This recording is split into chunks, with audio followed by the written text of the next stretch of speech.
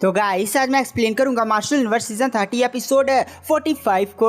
तो गाइस अगर आपने हमारे पिछले एपिसोड्स को मिस कर दिया तो एक बार चैनल की प्लेलिस्ट में जाकर वहां पर चेकआउट कर सकते हैं। तो चलिए बिना किसी देरी के इस एपिसोड की स्टार्टिंग करते हैं। तो पिछले एपिसोड में हमने देखा था जो लिंगडोंग था वो डार्कनेस पैलेस पहुंच चुका होता है और दो रीइंकार्नेशन लेवल के एल्डर्स को एकदम घूर घूर कर देख रहा होता है और वो अपनी बहन से क्विंगटन से बोलता है, क्विंगटन थोड़ा सा पीछे हटना, इन लोगों की हिम्मत कैसे हुई मेरी बहन को परेशान करने की, आज इन लोग को सजा मिलकर ही रहेगी। वहाँ पर जो क्विंगटन होती है वो भी अपना हथियार वो बड़ा सा कटाना निकाले और वो भी लड़ने के लिए तैयार हो जाती है और कहती है, भाई मैं अभी आपके साथ लड़ने के लिए तैयार हूँ। वहाँ पर जो लिंगडोंग होता है वो क्विंगटन को ऐसे मुंह पर हाथ रखता और कहता है, अरे छोटी लड़की अभी पीछे हटो, तुम्हारा भाई इन सभी कुत्तों को संभाल सकता है, ये बूढ़े बहुत ही ज्यादा इनका हो गया है, आज तो मेरे हाथों से बचेंगे नहीं। वहाँ पर जो दो रीइंकार्नेशन लेवल की एल्डर्स होती है वो भी हमारे लिंगडोंग को देखते हैं और कहते हैं, कौन हो तुम और तुम्हारी हिम्मत कैसे हुई डार्कनेस पैलेस के मामले में इंटरफेयर करने की।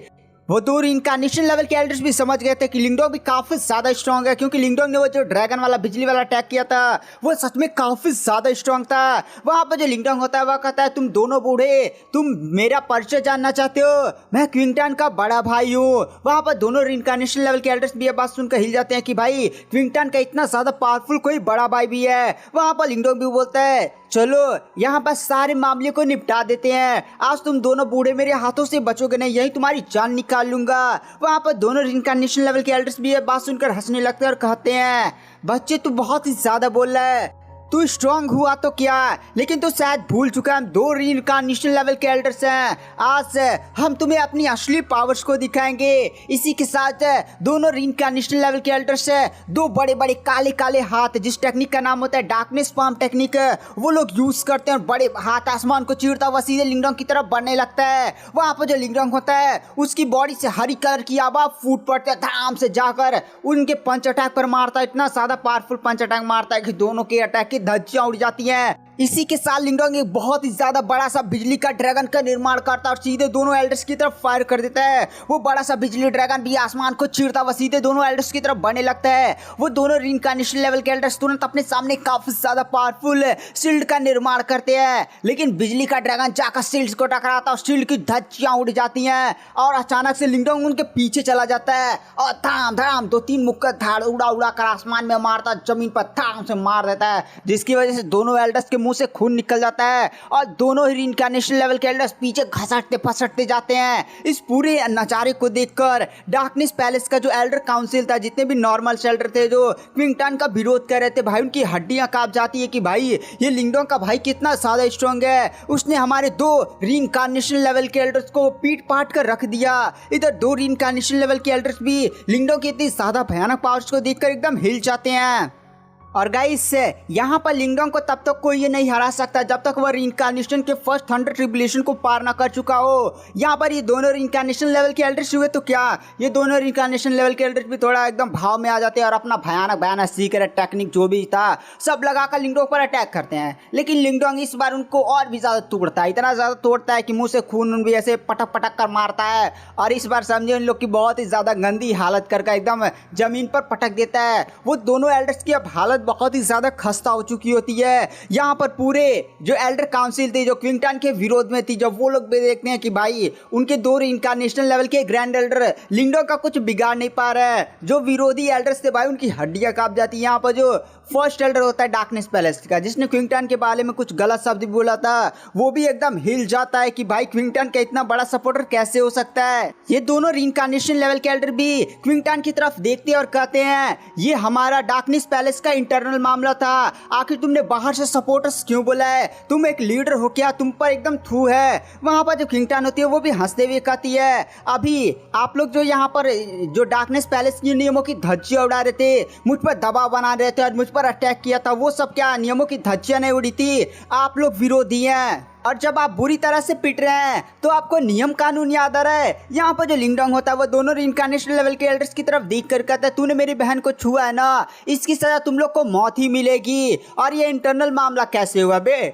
और तभी जो रीइंकार्नेशन लेवल के एल्डर्स होते हैं वो लिंगडोंग की तरफ देखते हैं और कहते हैं, तुम्हें क्या लगता है कि हमें हराना इतना ज्यादा आसान है, हम डार्कनेस पैलेस के ग्रैंड एल्डर हैं, हमारे पास अभी भी सीक्रेट्स बचे हुए हैं। और इसी के साथ वो लोग आसमान में उड़ते हैं और उनकी बॉडी से अजीब अजीब सी आवाज़ निकलने लगती है। दोनों एल्डर्स जैसे उस मोती का यूज करते हैं जिस मतलब डार्कनेस पैलेस में जिस पट्टिका की पूजा नहीं वाली थी, ऐसे बड़ी सी पट्टिका चौड़ी सी थी, वो अचानक से चमकने लगती है और इसी के साथ उसके अंदर से कुछ अजीब सी पावर्स निकल कर सीधे मोती के अंदर आती है और मोती से और उससे वहां पर एक सोल का निर्माण होता है। मतलब इन लोगों ने किसी क्लोन को संभल किया है। डार्कनेस पैलेस से सभी एल्डर्स और सभी लोग देखकर ये हिल जाते हैं और कहते हैं 1 मिनट है, ये तो हमारे डार्कनेस पैलेस के फाउंडर की सोल है। यहाँ पर जो लिंगडोंग होता है वो भी अपने सामने इस अजीब से बंदे की सोल को देखता है और वो भी समझ जाता है कि भाई ये जो भी सोल समन हुआ है वो बहुत ही ज्यादा स्ट्रांग है। इसकी पावर रीइंकार्नेशन लेवल के फर्स्ट 100 ट्रिबुलेशन तक पहुंच चुकी है, यानी इसे हराना बहुत ही ज्यादा मुश्किल हो जाएगा। लिंगडोंग को भी आइडिया नहीं था कि 2 रीइंकार्नेशन लेवल के बूढ़े एल्डर्स के पास इतना ज्यादा पावरफुल ट्रेजर है।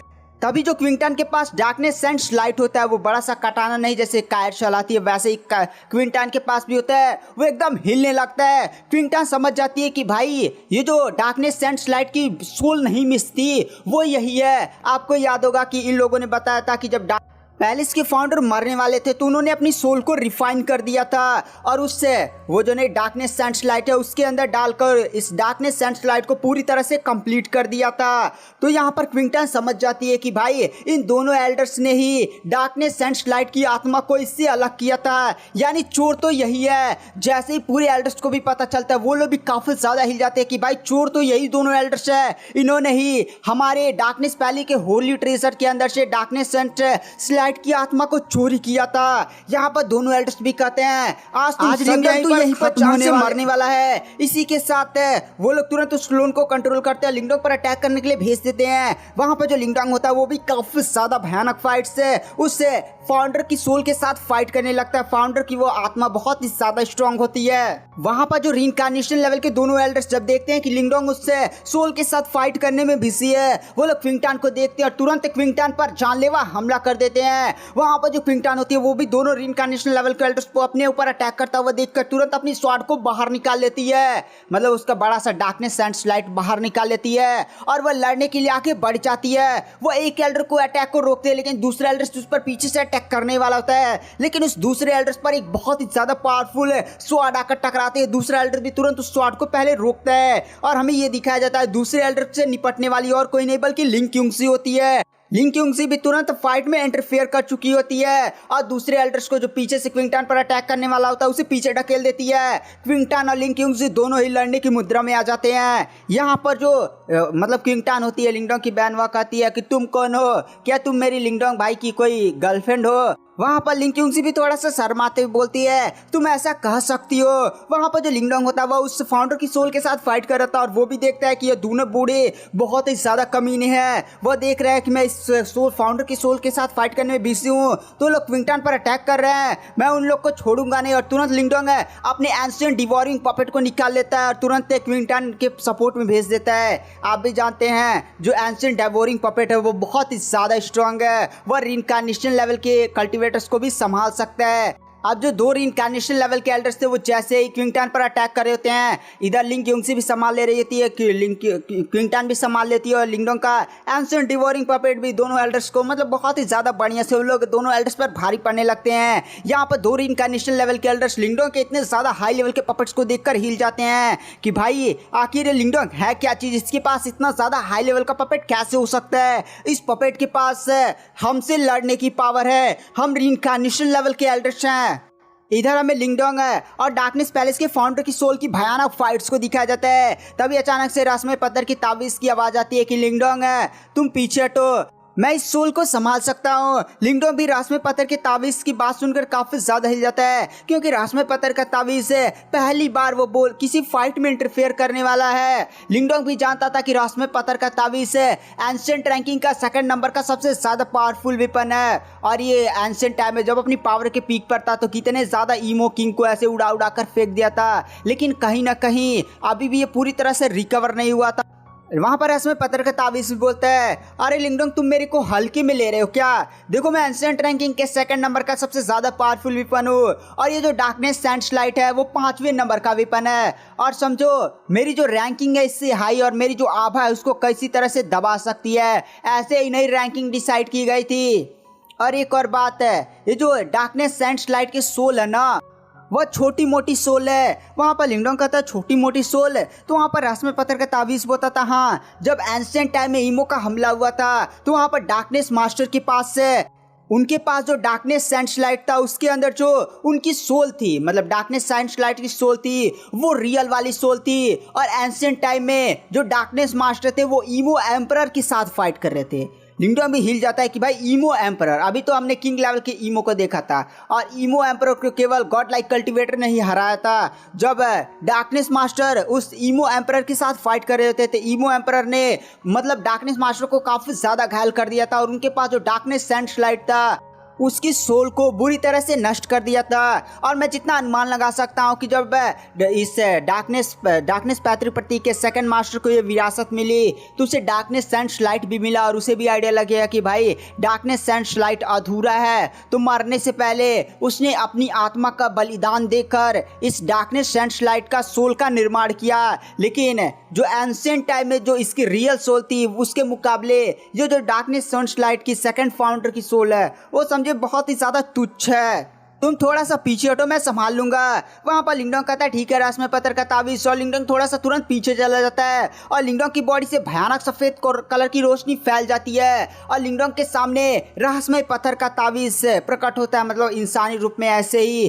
तो पूरी ऑडियंस भी देखकर हिल जाती है। दो रिइंकार्नेशन लेवल के एल्डर्स भी देखते हैं कि भाई आखिर लिंगडोंग ने किस सोल को समन किया है, लेकिन वो लोग रहस्यमय पत्थर के ताबीज की बॉडी के अंदर से कोई भी उतार चढ़ाव महसूस नहीं कर पाते, इसलिए वो रहस्यमय पत्थर के ताबीज को हल्के में ले लेते हैं कि भाई इसके अंदर से तो हमें कोई आभा उभा महसूस नहीं हो रही है, यानी ये चीज उतनी ज्यादा खास नहीं है और हमें डरने की कोई जरूरत नहीं है कि वो हमारे फाउंडर की सोल को दबा सकता है। इधर जो रहस्यमय पत्थर का ताबीज होता है वो भी उस सेंस लाइट की सोल को देखता है और कहता है चलो अब थोड़ा सा मजा किया जाए। और इसी के साथ रहस्यमय पत्थर का ताबीज अपना एक हाथ आगे बढ़ाता है और उसके हाथ से एक सफेद रोशनी की रोशनी निकलती है और सीधे जाकर उस फाउंडर की सोल के बॉडी के अंदर घुस जाती है। और जैसे ही उस फाउंडर की सोल की बॉडी के अंदर जाकर वो सफेद कलर की रोशनी घुसती है, पूरी वो फाउंडर की सोल कांपने लगती है। और गाइस आज की वीडियो की एक्सप्लेनेशन को पर एंड कर देते हैं। वीडियो पसंद आया तो चैनल को लाइक सब्सक्राइब जरूर करें। मैं नेक्स्ट एपिसोड जल्दी अपने चैनल पर अपलोड कर रहा हूँ। Thank you, bye bye.